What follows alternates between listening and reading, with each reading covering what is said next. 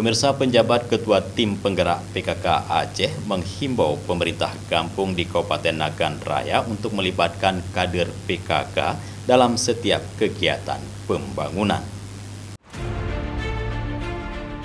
Hal tersebut disampaikan dalam pembinaan dan penilaian awal program Gampung Mawaddah Warahmah atau GAM-Mawar di Kampung Sumbardaya, Kecamatan Tadu Raya, Nagan Raya, Selasa 15 Oktober 2024. Safriyati menegaskan bahwa PKK memiliki peran penting sebagai ujung tombak pembangunan masyarakat berbasis keluarga. PKK memiliki data akurat mengenai kondisi keluarga di desa. Dengan melibatkan kader PKK, program-program desa akan lebih tepat sasaran.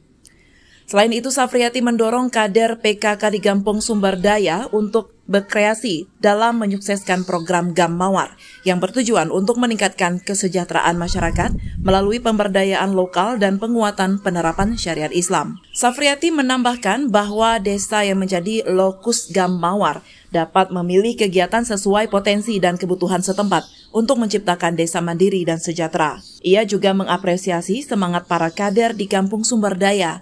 Ketua PKK Kampung Sumbardaya, Dewi Kholida, menyampaikan bahwa sejak menjadi bagian dari GAM-Mawar, desa mereka kini memiliki taman bacaan yang sebelumnya tidak ada. Tim Liputan Aceh TV melaporkan.